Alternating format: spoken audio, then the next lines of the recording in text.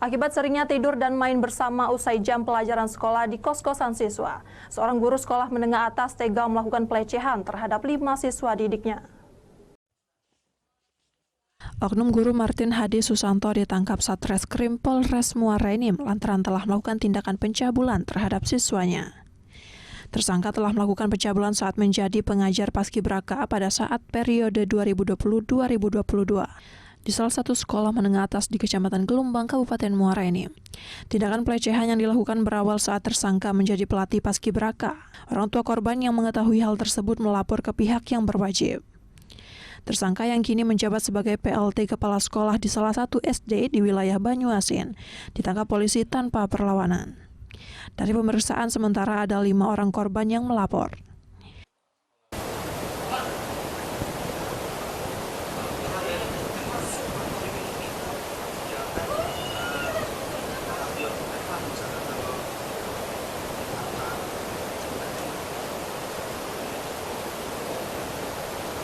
Untuk terduga pelaku sudah kami amankan pada tanggal 20 Juni 2023, di mana yang bersangkutan sedang menjabat menjadi kepala sekolah di Banyuasin, di sebuah sekolah dasar.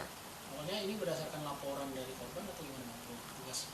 Pada awalnya ini laporan dari pihak keluarga korban. Dari Muara Enim, Edwin Sasatria, iNews melaporkan.